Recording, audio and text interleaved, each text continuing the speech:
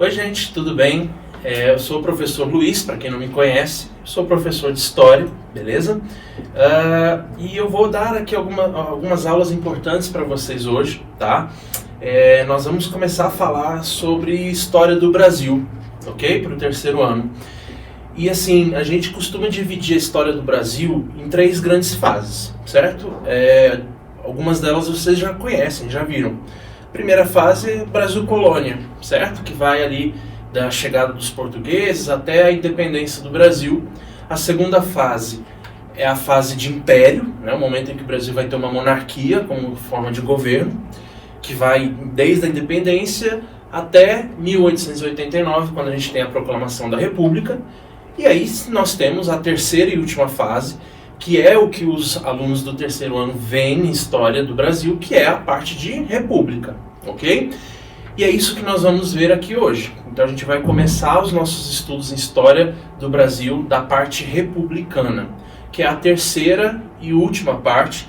E eu diria que para vocês que estão aí preocupados com o Enem, com pais, com os vestibulares, é a parte mais importante, tá bem? É a parte que é mais cobrada, tá? Então é interessante que vocês dediquem um pouco do tempo de vocês aí para estudar um pouco mais a fundo esse período da nossa história, que vai de 1889, como eu falei, até os dias atuais, né? Nós hoje estamos nessa fase republicana da história do Brasil, tá bem? Hoje nós vamos começar a falar sobre a primeira fase da República, que é o que nós chamamos de Primeira República, tá bem? Vocês podem encontrar em alguns livros mais antigos, em alguns lugares, o termo República Velha, tá? Mas saibam que República Velha e a Primeira República tratam exatamente da mesma coisa, tá bom? O nome hoje mais moderno, mais bem aceito, é Primeira República, tá? Primeira República que vai, como está aqui no slide, de 1889 a 1930. Como vocês podem ver, é um período longo, bastante extenso. Então a gente tem muita coisa para falar sobre isso aqui, tá? A gente vai dedicar algumas aulas para poder falar melhor sobre esse assunto, beleza? A título de curiosidade, a Primeira República, pessoal, ela é um dos assuntos que mais caem no Enem, tá? O Enem, ele cobra mais história do Brasil do que história mundial. E dentro da história do Brasil, uma dica aí para vocês, os assuntos que mais caem são Era Vargas, ditadura militar, embora nos últimos anos não tenha caído muito, e Primeira República, tá? Sim, Primeira República é um dos assuntos que mais caem no Enem, principalmente a parte de revoltas sociais, revoltas populares que ocorrem nessa época, que a gente vai ter uma aula para falar só sobre isso, tá bem? Então fiquem tranquilos, espero que vocês gostem e vamos começar. Antes da gente ver a República de fato, a gente tem que entender como essa República surge, tá? Então é interessante que a gente veja como ocorre essa transição do Império para a República, tá bem? A gente vai ver então quais fatores levaram ao fim da monarquia no Brasil e que vão levar ao advento desse regime republicano. Então a crise do Império, ela é na verdade um conjunto de vários fatores, tá? Eu elenquei aqui alguns deles para a gente ver. Primeiro, talvez o mais importante é isso que nós chamamos de questão militar. O Dom Pedro II, que era o nosso imperador naquele momento, ele era um governante bastante habilidoso no sentido de conciliar os interesses das classes mais poderosas no Brasil. Não é à toa, pessoal, que o Dom Pedro II ele vai governar o Brasil por quase 40 anos, se eu não me engano, agora eu posso ter, né, não sei a quantidade exata, mas por décadas o Dom Pedro II esteve no poder. Para que um governante fique tanto tempo no poder, ele tem que saber dialogar, certo? Ele tem que saber ali conciliar os interesses de todos os lados. E o Dom Pedro II tinha esse poder, ele tinha essa habilidade, tá? Quando é que começa a dar problema? Quando a gente tem o surgimento de uma nova classe, que são a classe dos militares, ok? Esses militares eles começam a se tornar muito poderosos, muito influentes na sociedade brasileira, sobretudo a partir da Guerra do Paraguai. Então, a partir dessa guerra, a vitória do Brasil nessa guerra, os militares eles passam a ser muito prestigiados pela sociedade brasileira. Esse prestígio vai fazer com que eles busquem cada vez mais participação na política.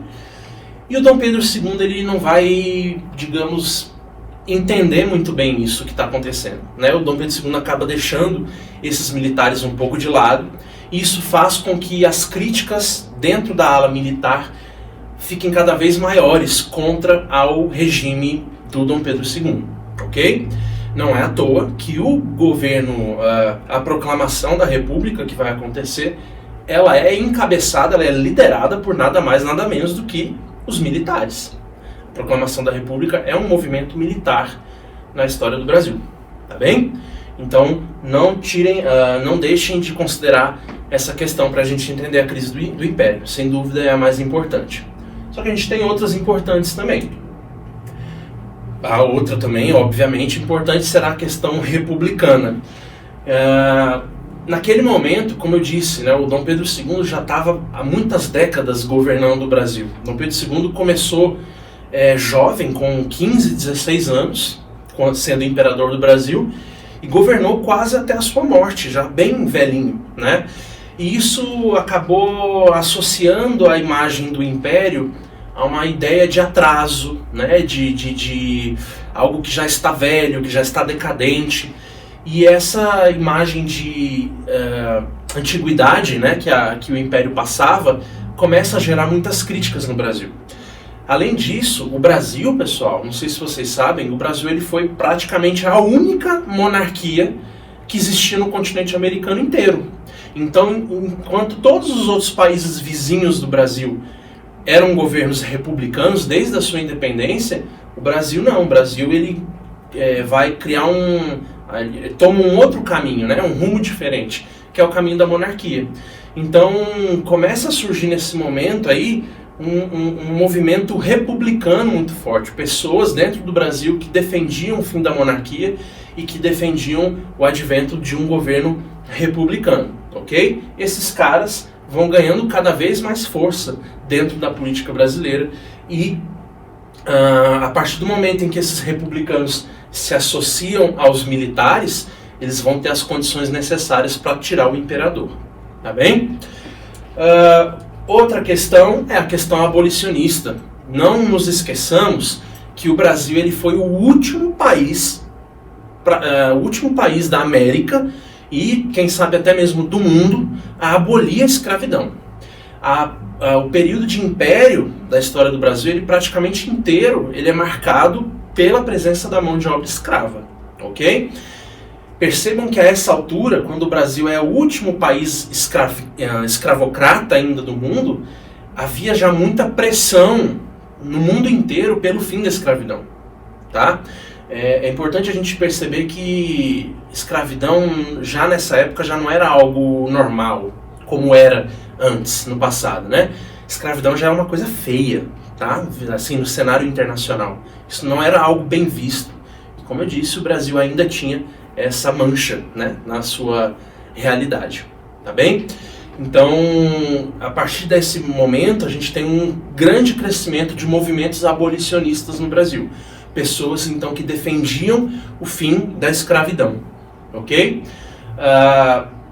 Esses abolicionistas também associavam muito o império à escravidão. Então, eles acreditavam que, enquanto houvesse monarquia no Brasil, continuaria havendo escravidão. Então a saída que muitos deles encontram será derrubar o império, proclamar uma república para que houvesse de fato o fim da escravidão no Brasil.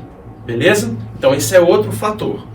Um último fator de menor importância do que os outros, mas ainda assim importante, é a questão religiosa.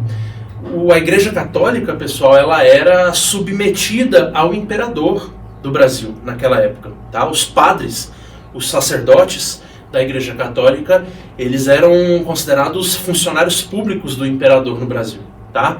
Então, assim, a Igreja Católica era um dos pilares de sustentação do Império. Era muito importante que o imperador tivesse o apoio da Igreja Católica para ele.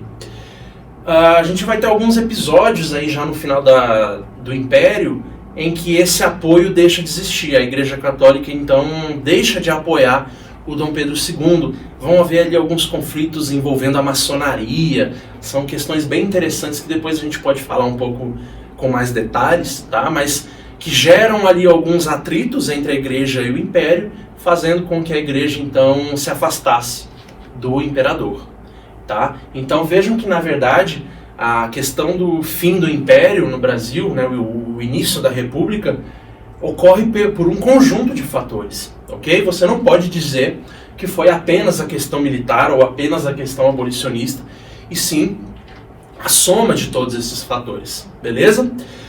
A partir, então, de 1889, olha só, a gente tem, como eu disse, né, essa associação, né, do imperador a uma figura já decadente, velha, okay, antiquada. Essa charge, pessoal, é uma charge de um jornal republicano da época que representava muito bem o espírito do que era a monarquia para essas pessoas, tá? Isso aqui a gente tem o imperador, o Dom Pedro II, dormindo, né? Dormindo, sentado na sua poltrona, enquanto lia o jornal, né? O jornal representa todos os problemas que o país vinha passando, que eram noticiados, né? E essa imagem do Dom Pedro II dormindo diante desses problemas, né? É uma crítica muito forte dos republicanos com relação à monarquia, tá bem? Então o ápice dessa crise resulta nessa cena, né? Para quem nunca viu essa pintura, ela representa justamente a proclamação da República. Vejam que quem está liderando essa proclamação da República, esse movimento, são militares. Esse camarada aqui, não sei se vocês conhecem, mas é o Marechal Deodoro da Fonseca, ok? O Deodoro da Fonseca, marechal militar, portanto, ele é o cara que lidera a proclamação da República, tudo bem? É importante, portanto, a gente tem que ter em mente uma seguinte questão. Se a gente está tirando o governante do poder contra a lei, a força, e quem está fazendo isso são militares, a gente chama isso de quê? A gente chama isso de golpe militar, ok? Então sim, meus amigos, a República que nós temos no Brasil, essa que nós temos até hoje, ela surge inicialmente a partir de um golpe militar, ok? Sim, é um golpe militar, tá bom? Bom, a gente precisa falar então agora sobre essa Primeira República, tá? Como eu disse para vocês, é um dos momentos mais importantes aí da nossa história republicana. A gente divide a Primeira República em duas fases, tá? Primeira fase mais curta, menos importante, tá? Que é a República da Espada, que vai de 1889 a 1894, que, como o nome já diz, né, República da Espada, ela é um momento em que o governo ele está nas mãos dos militares. Então a gente viu que os militares é quem proclamam a República, e a partir da proclamação da República eles vão tomar o poder ali por algum período, um período curto aí de 5 anos, tá? Essa República da Espada, por ser um governo militar, né, como a gente já sabe, já é costume, já é tradição da história do Brasil, governos militares eles são autoritários, eles são governos violentos, ok? A tendência geralmente é essa. E isso vai de fato ocorrer na República da Espada. Além desse autoritarismo, a República da Espada também é marcada por uma forte crise econômica, ok? Os militares eles vão ter muitos problemas na questão econômica também no Brasil, tá bem? Já eu vou mostrar para vocês os presidentes militares desse período. Além da República da Espada, a gente tem a chamada República Oligárquica. Essa sim é o ponto principal, né, o que realmente importa para a gente aí dentro da Primeira República, que é o momento em que as elites locais, elas controlam o poder, elas controlam o governo a favor delas, tá? É um momento então em que esses caras eles vão ter as condições ideais para ter os seus interesses atendidos no Brasil. A gente vai falar um pouquinho mais daqui a pouco sobre quem são essas elites, tá? É importante a gente saber de antemão, já nesse momento, que quem monopoliza o poder na República Oligárquica vão ser aquelas elites de São Paulo e de Minas, ok? Que vão dar origem àquela famosa política do café com leite, que eu acho que muitos de vocês já devem ter ouvido falar. Mas a gente vai ver que as coisas não são também tão simples assim, tá bem? Por fim, e aí outro ponto muito importante, a República Oligárquica, galera, ela é também marcada por muitas convulsões sociais, né? A gente vai ter uma série de revoltas acontecendo e a gente vai também dedicar um tempo, como eu disse, para falar sobre algumas das mais importantes, beleza?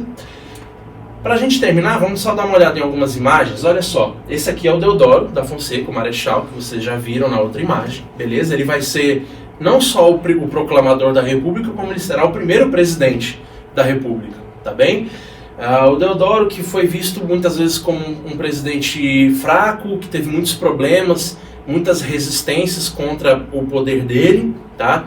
Também promove uma grande crise econômica por meio de uma tentativa de emitir dinheiro descontroladamente. É um processo que a gente chama de encilhamento, tá? Que vai gerar uma forte crise econômica no Brasil. E você tem esse outro cara, o segundo presidente militar do Brasil, que é o Marechal Floriano Peixoto, que vai ser conhecido como Marechal de Ferro, né? O governo dele é conhecido por ser bastante violento, bastante autoritário. Ele vai suprimir com muita força qualquer oposição, qualquer revolta que existisse contra ele e o seu governo, tá bem? Bom, pessoal, essa é a nossa primeira aula. Ela serve só para a gente ter ali uma visão geral do que é essa Primeira República, de como ela começa, ok? A partir da próxima aula a gente vai dar uma olhada na Constituição da Primeira República, a Constituição de 1891, beleza? A gente vai ver alguns detalhes dela, ver algumas curiosidades, tá bom? E aí a partir disso a gente vai se aprofundando um pouco mais em alguns detalhes importantes da Primeira República, ok? Espero que vocês tenham gostado, fiquem em casa, se cuidem e um abraço a todos.